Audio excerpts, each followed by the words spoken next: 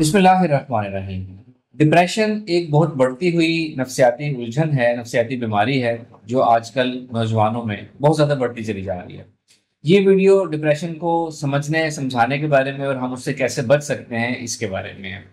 सबसे पहले तो आप ये जान लें कि डिप्रेशन की सादा डेफिनेशन क्या होती है। अगर आम सादे अल्फाज में मैं बयान करूं तो इसको हम कहते हैं प्रोलॉन्ग स्टेट ऑफ सैडनेस, यानी उदासी अगर तूल इख्तियार कर जाए, मुसलसल या मुस्तकिल उदास आप रहने लगे तो इसको हम डिप्रेशन कहते हैं।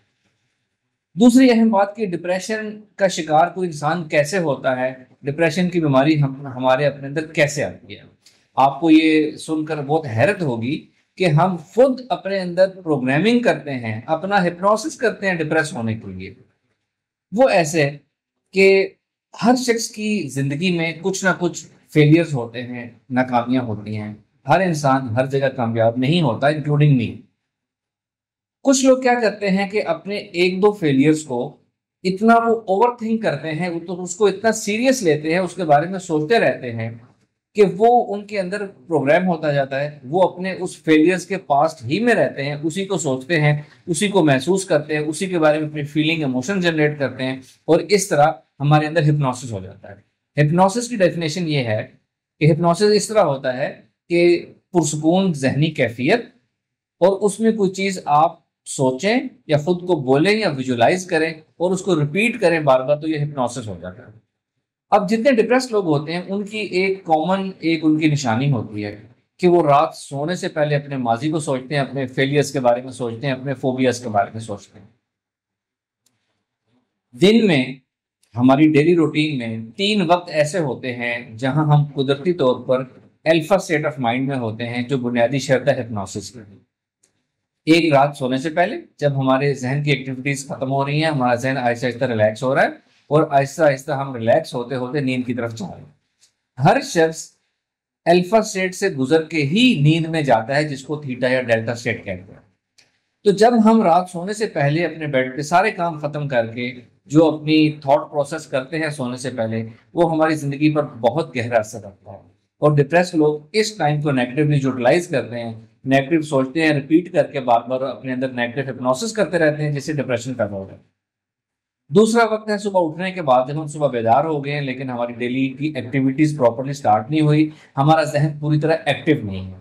सुबह बेड से उठने के बाद अगर हमने कहीं जाना है काम करते हुए, फीमेल्स हैं तो घर के काम करते हुए, आपने कहीं मूव करना है तो ट्रैवल करते हुए, ड्राइव करते हुए, ये वो टाइम होता है इसमें जो कुछ आप सोच रहे होते हैं अगेन आपके अंदर हिप्नोसिस हो रहा होता है।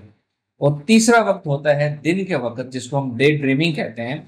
जब हम रिलैक्स होकर अपनी यादों में खोए बैठे हैं, चाहे वो आफ्टरनून कैलुला का टाइम है या रेस्टिंग टाइम है, या हम अपनी ऑफिस वर्क में रिलैक्स होकर बैठे हैं, पर्सनल टाइम में जहां हम अकेले बैठे कुछ सोच रहे होते हैं।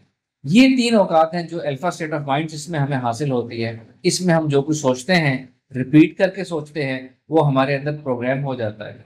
नेगेटिव सोचेंगे तो डिप्रेशन प्रोग्राम हो जाएगा, पॉजिटिव सोचेंगे तो मोटिवेशन और पॉजिटिव एनर्जी और बहुत कुछ पॉजिटिविटी आपकी लाइफ में प्रोग्राम हो जाएगी, जो कि आपकी जिंदगी में इंशाल्लाह फिर आएगी भी। तो ये डिप्रेशन की फिलॉसफी है। हम अनजाने में डिप्रेशन का शिकार हो जाते हैं। वो तमाम डिप्रेशन के लोग जो माहिरीन नफ्सियात के पास अपने इलाज के लिए आते हैं, जब उनसे पूछा जाता है कि आपकी जिंदगी में ऐसे क्या फेलियर्स हैं जिसकी वजह से आप इस हालत में हैं, तो यकीन करिए वो 2 या 3 से ज्यादा अपने फेलियर्स बता ही नहीं पाते। और इतने फेलियर हर एक की जिंदगी में होते हैं। फर्क सिर्फ होता है वो उसको बार बार ओवर थिंक करते हैं, उसके साथ ऑब्सेसिव हो जाते हैं, जिसकी वजह से डिप्रेशन बन जाता है। अब ये कि डिप्रेशन का कोई शिकार हो गया तो उसका सोल्यूशन क्या है। सबसे पहली बात तो ये कि आपने किसी भी चीज की ओवर थिंकिंग नहीं करनी, आपने पास्ट में नहीं रहना और अपनी सेल्फ काउंसलिंग करनी है कि मेरी जिंदगी में सिर्फ ये 1-2 ही नाकामियां हैं जो कि हर एक की जिंदगी में होती हैं, बाकी मेरी जिंदगी बहुत अच्छी है और मुझे इसको बार बार सोचने की और उदास और डिप्रेस होने की जरूरत नहीं है। इसको आपने सेल्फ डेलिब्रेट करना है, बार बार अपने साथ अगेन रिपीट करेंगे। अल्फा स्टेट ऑफ माइंड में तो ये हिप्नोसिस हो जाएगा। तो पहला काम अपनी सेल्फ काउंसलिंग करनी है आपने कि आपकी जिंदगी में ऐसा कुछ खुदा न खास्ता हैरतअंगेज और बुरा नहीं है जिससे आप डिप्रेशन या मायूसी का शिकार हो जाए।